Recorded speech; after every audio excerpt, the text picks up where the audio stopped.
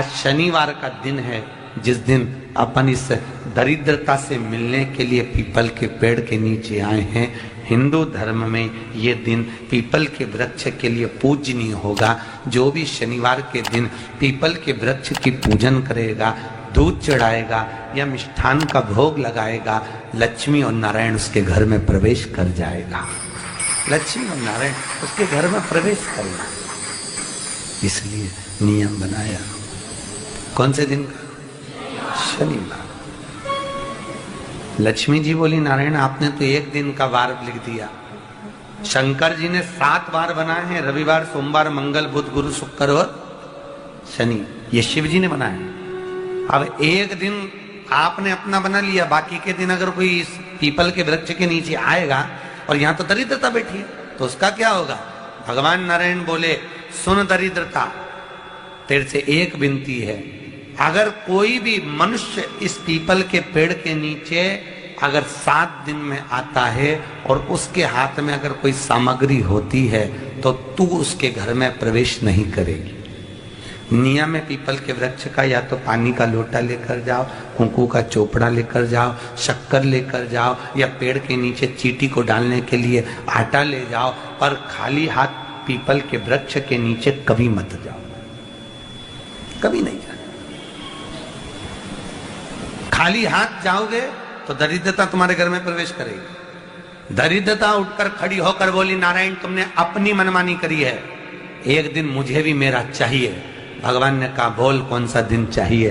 दरिद्रता कहती है, रविवार के दिन इस पीपल के वृक्ष के नीचे मैं दिन भर नृत्य करूं, इसमें रहूं, और जो यहां आए रविवार को मैं उसके घर में प्रवेश करूं। भगवान ने कहा, ठीक है।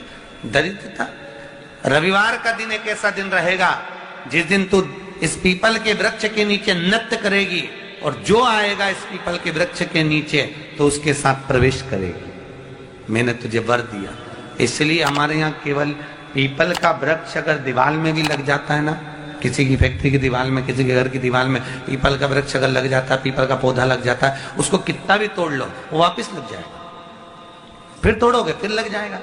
अगर पीपल के पौधे को तोड़ना है तो केवल रविवार का दिन एक नींबू, एक मिर्ची और बमूल का कांटा, ये 3 चीजें रखने के बाद में आधे घंटे बाद रविवार के दिन पीपल के पेड़ को उखाड़ कर फेंक दो। दूसरी बार कभी पीपल दीवार में लगता ही नहीं, कभी नहीं लग सकता। केवल एक रविवार का, केवल एक संडे, इतवार का।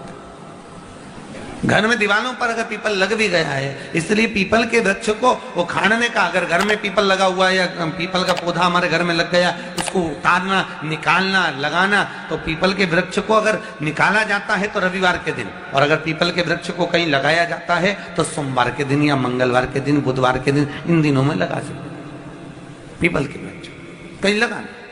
शनिवार का दिन एक ऐसा दिन होता है जिस दिन पीपल के वृक्ष को कहीं जाकर लगाया नहीं जाता, क्योंकि शनिवार के दिन पीपल के वृक्ष के नीचे लक्ष्मी रहती है। हम अपने हाथों से अगर पीपल का वृक्ष किसी दूसरी जगह पर शनिवार को रोपित करते हैं तो हमारे घर की लक्ष्मी अपने घर से छिन्न होकर चली जाती है। इसलिए शनिवार के दिन पीपल लगाया नहीं जाता, किसी के घर जाकर उसको वापस पलटा नहीं जाता। लग गया उसको डाल। प्रभु मेरी धर्म पत्नी को कहाँ रखूं आप बताओ? वो तो जहां यज्ञ होता है, अनुष्ठान होता है, दान होता है, पुण्य होता है, सत्कर्म होता है, वहां जाने को तैयार नहीं। अब करूं क्या? भगवान ने बोला, एक काम करो।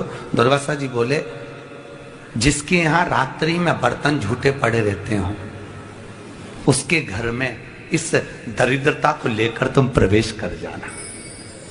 जिसके यहाँ रात्रि में बर्तन झूठे पड़े हो वहां लेकर प्रवेश कर जाओ। दूसरी जगह दुर्वासा जी बोले, जो स्त्री घर में दोपहर के समय पर सो रही हो उसके घर में इसको लेकर प्रवेश कर जाइए। जो स्त्री दोपहर के समय में घर पर सो रही हो, इस दरिद्रता को लेकर प्रवेश कर जाइए। तीसरा, जिसके यहाँ पर दरवाजे पर कांटे वाले पौधे लगे हों उस घर में इस दरिद्रता को लेकर प्रवेश कर जाइएगा। दरिद्रता, कितनी सुंदर बात कही है। दाता और विधाता, कौन कौन? दाता और विधाता। लक्ष्मी और दरिद्रता के सगे भाई हैं। कौन कौन? दाता और विधाता। दाता को फिटकरी प्रिय है, विधाता को नमक प्रिय है। ये दोनों हमेशा लक्ष्मी को और दरिद्रता को दोनों को समझाते थे, दोनों में प्रेम बढ़ाते थे। आज भी हिंदू धर्म की रीति है, यहां तो ठीक है, जिसके यहां पर भी अगर थोड़ी सी भी परेशानी होती है, थोड़ा सा क्लेश होता है, अशांति होती है, लक्ष्मी नहीं टिक रही हो, काम नहीं बन रहे हो, बहुत प्रयास करा जा रहा हो और हमारा कार्य नहीं होता, तो क्या करते हैं? फिटकरी और नमक को पानी में डाल देते हैं और घर में पोछा लगा देते हैं। आप लोगों ने आजकल फेसबुक पे भी पढ़ा होगा, व्हाट्सएप पे भी पढ़ा होगा। तो क्यों लिखा उसमें? उसका कारण ही केवल ये है कि दाता और विधाता की प्रियता उसमें। माता ख्याति के जो 4 बच्चे हुए, इसमें जो 2 लड़के हैं, दाता और विधाता, उसकी प्रियता उसमें, बात उसकी पूर्णता उसमें। अब दुर्वासा जी बोले अपनी धर्म पत्नी को वहां लेकर, जहां कांटेदार पौधे लगे हों वहां पर लेकर प्रवेश कर जाइए। कांटेदार पौधों में उस दरिद्रता का निवास हो गया। कितना विचित्र कथा यहां वर्णन करी है। श्रीमद् भागवत के अंतर्गत जो वर्णन किया कि मृत्यु निश्चित है, रोग ऐसा शनि महाराज के कारण हो गया हो, अच्छे काम करते करते उल्टे हो रहे हैं, होते हैं किसी किसी के साथ में, विपरीत परिस्थितियां आ जाती है, अच्छा करने जाओ बुरा हो जाता है, अच्छा कर्म करने जाओ बुरा हो जाता है। तो पीपल के वृक्ष की जो छाल होती है, छाल देखिए, पीपल के वृक्ष में जो छाल लगी होती है, उस छाल को घिसकर चंदन बनाकर भगवान शंकर का स्नान कराकर, अभिषेक कराकर, पूजन कराकर, पूजन कराने के बाद में पिपलेश्वर महादेव का नाम लेकर, कौन से महादेव? पिपलेश्वर महादेव का नाम लेकर वो जो घिसी हुई छाल होती है, उस छाल का तिलक भगवान शंकर को लगा लो और उसी का थोड़ा सा भाग अपने कंठ पर, मस्तक पर लगाना प्रारंभ कर दो। धीरे धीरे जो विपरीत दशा है वो सुधरना प्रारंभ हो जाती है। पर नाम याद रखना, पिपलेश्वर। काशी में जो शिव जी की स्थापना कौन ने करी? काशी में जो शंकर भगवान बैठे उनकी स्थापना करी थी शनि महाराज। किसने करी थी? शनि महाराज ने। क्योंकि भगवान शनि महाराज को उनकी माता के द्वारा श्रापित हो गए और शनि महाराज कांपने लगे। शनि महाराज कांपते कांपते, मैं जाऊं तो जाऊं कहां, करूं तो करूं क्या? महाराज शनि महाराज दौड़े और दौड़कर भगवान भोलेनाथ के पास पहुंचे। हे शंकर, त्रिकालदर्शी, कैलाशी, अविनाशी, कृपा करिए बाबा भोलेनाथ, कृपा करो। क्योंकि दुनिया में 33 करोड़ देवी देवता हैं जिनको शनि लग सकता है, केवल एक किसको छोड़कर? शिव को छोड़कर। राम जी को शनि लगा तो 14 वर्ष वनवास चले गए। कृष्ण को शनि लगा तो मथुरा छोड़कर द्वारका चले गए। शनि लगा। हनुमान जी को शनि लगा तो गुफा में बैठकर राम राम जपना पड़ा। शनि सबको लगता है, केवल शनि नहीं लगता तो एक मेरे महादेव को, मेरे भोले बाबा को नहीं लगता। शंकर के पास में शनि आ गए। शनि ने आकर कहा, भोलेनाथ कृपा करिए बाबा, मैं बड़ा कष्ट में हूं, मैं करूं क्या? बाबा भोलेनाथ ने कहा, जा गंगा जी के तट पर काशी में जाकर एक शिवलिंग की स्थापना कर, उसकी आराधना कर और तेरा शरीर ठीक हो जाएगा, कष्ट नहीं भोगेगा। शनि महाराज ने काशी में जाकर शिव जी की स्थापना करी। आज भी नियम है, जिसको शनि लग जाता है, एक काजल की डिब्बी ले लो और काजल की डिब्बी को 21 बार उतार कर उसको एकांत में जाकर, जंगल आदि में एकांत में किसी पेड़ के नीचे इतना सा खड्डा खोद कर उसमें काजल की डिब्बी को डाल दो और मिट्टी से पूर दो, उस व्यक्ति का शनि समाप्त हो जाता है।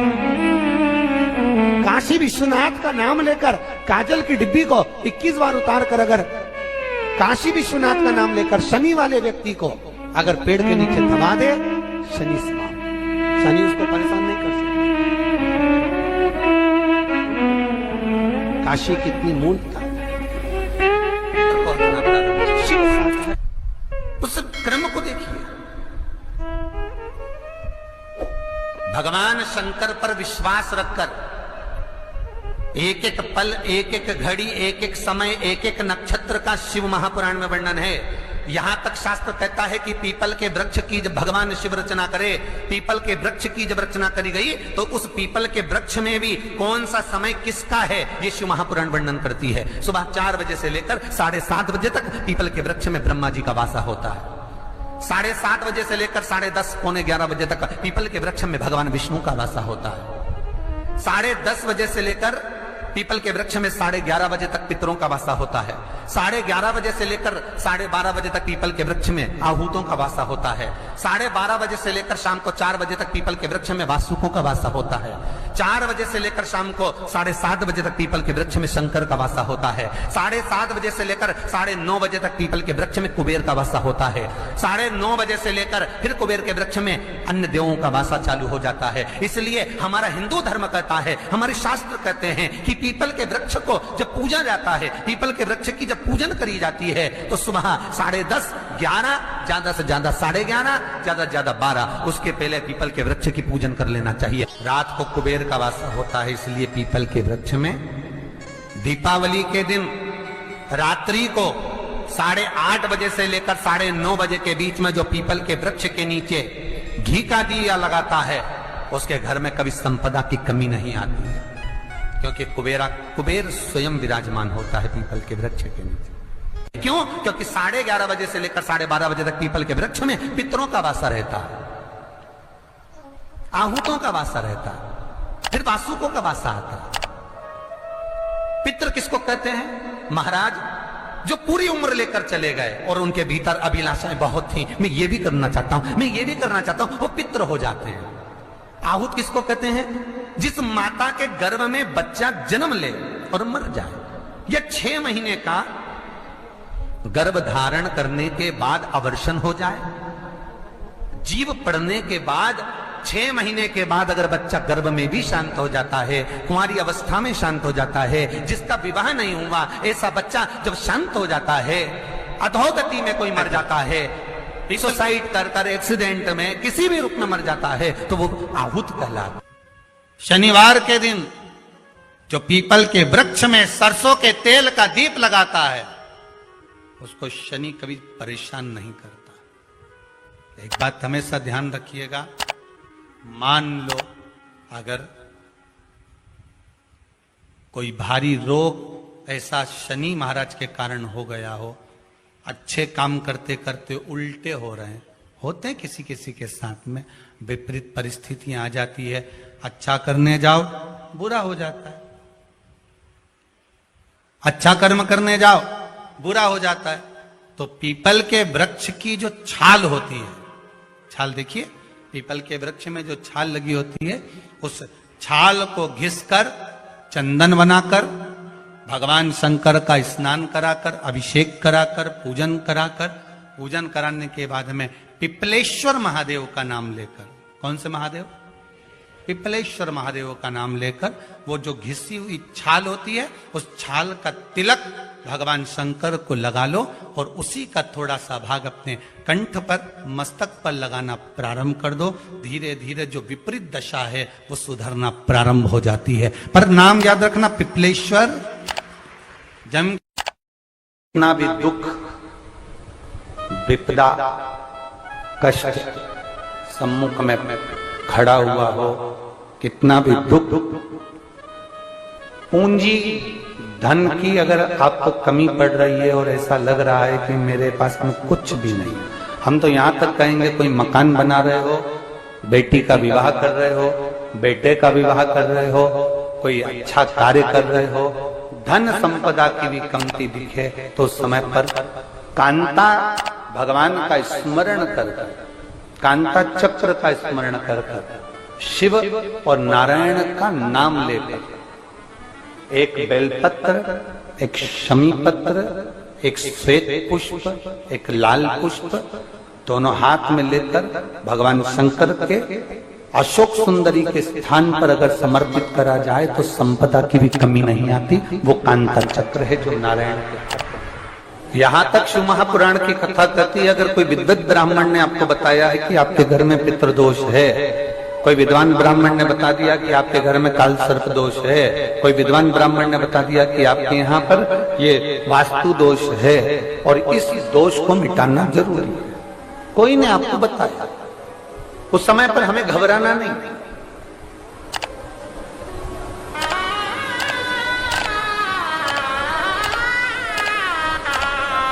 उस समय में घबराने का क्रम नहीं है। कहते हैं पीपल का जो जल झड़ता है पीपल के वृक्ष से, आप लोगों ने कभी देखा है कि नहीं देखा, वो हमको नहीं मालूम।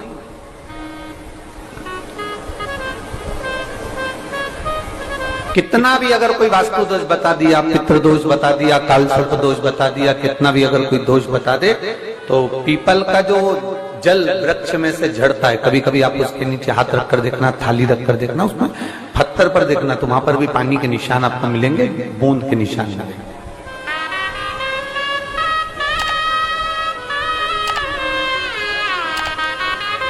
मात्र उस पीपल के वृक्ष के जल की एक बिंदी, एकमात्र बिंदी, शंकर भगवान का जो शिवलिंग है जलाधारी है, चरण है, गणेश कार्तिक का स्थान है, अशोक सुंदरी का स्थान है, और प्रत्येक जलाधारी में से पानी बीच में से आकर नीचे की ओर गिरता, नीचे की ओर गिरता।